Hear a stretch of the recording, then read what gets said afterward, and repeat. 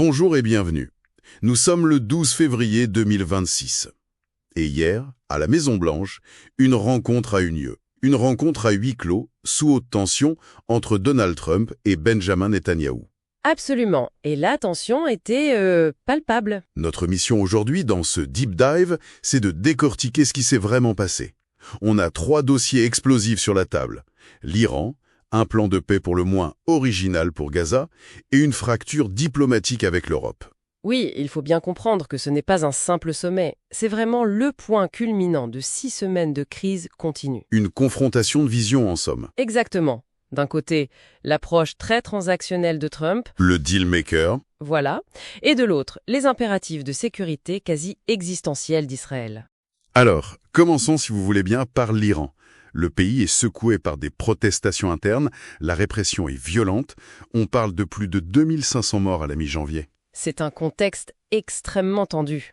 Et Washington, loin de calmer les choses, souffle sur les braises. On a des messages comme « l'aide est en route », un second porte-avions déployé dans le Golfe.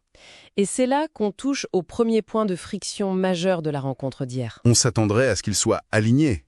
En fait, pas du tout. Trump, lui, veut un accord. Et il le veut vite. Un accord avec Téhéran. Oui. Un accord qu'il qualifie de resserré, centré uniquement sur le nucléaire, pour pouvoir annoncer une victoire. Et pour Netanyahou, ça ne passe pas. C'est une ligne rouge absolue. Pour lui, tout accord doit inclure le démantèlement complet du programme de missiles balistiques iranien. Ce que Téhéran a toujours qualifié de non négociable. Précisément. Donc on est dans une impasse totale. C'est une vision de la sécurité à long terme contre une vision de la diplomatie à court terme. Et cette approche de Trump, on la retrouve puissance 1000, j'ai envie de dire, dans son plan pour Gaza. Ah, le fameux Board of Peace. Le Conseil de la paix. Expliquez-nous ça.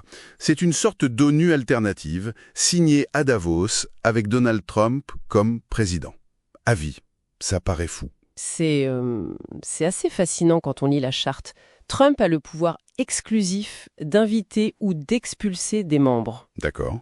Et le point le plus incroyable, il nomme son propre successeur. Attendez. Il nomme son successeur, mais ce n'est plus de la diplomatie, c'est une monarchie. C'est une lecture possible. Et pour obtenir un siège permanent, chaque État doit verser $1 milliard. 1 milliard.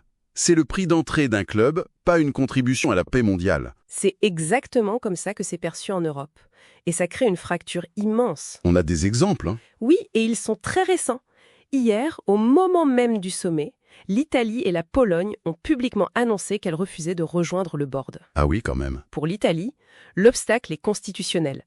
Leur constitution interdit d'adhérer à une organisation sans égalité souveraine entre les membres. Logique. Et pour la Pologne, siéger aux côtés de la Russie dans ce format-là, c'est politiquement inacceptable. On voit donc des alliés historiques qui choisissent leurs principes plutôt que l'allégeance. C'est un vrai changement sismique dans les relations transatlantiques. Ce qui nous ramène à la réunion d'hier. L'ambiance était donc glaciale. On nous a dit que Netanyahou a évité la presse. Il est entré par une porte dérobée. Tout un symbole. Et après 3 heures de discussion, rien. Pas de conférence de presse, pas de communiqué commun, le silence radio. Et ce silence, c'est le message.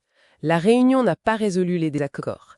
Elle les a confirmés, elle les a gravés dans le marbre. Une confrontation feutrée, c'est le terme qu'utilisent certaines de nos sources. C'est ça. Et c'est l'illustration parfaite de ce qu'on pourrait appeler une nouvelle ère de diplomatie post-multilatérale. Post-multilatéral. Qu'est-ce que ça signifie concrètement? Pour faire simple, c'est comme si on passait d'une partie d'échecs, avec des règles claires et des institutions comme l'ONU, à une partie de poker dans une arrière-salle. Exactement. Les règles sont dictées par les personnalités, par les deals du moment, et beaucoup moins par les traités ou les institutions établies. D'accord. Donc, si on résume, on a une divergence profonde sur l'Iran.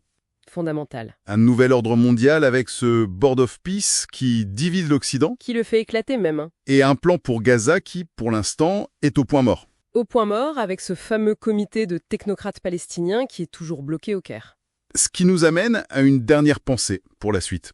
Oui, la première réunion plénière de ce Board of Peace est prévue pour le 19 février, donc c'est très bientôt. La question est donc de savoir, La vraie question, c'est est-ce que ce nouveau modèle de gouvernance, basé sur des transactions et une autorité hyper centralisée, peut vraiment construire une paix durable? Ou est-ce qu'il est en fait en train de créer les conditions d'un conflit encore plus large, justement en contournant toutes les règles du jeu?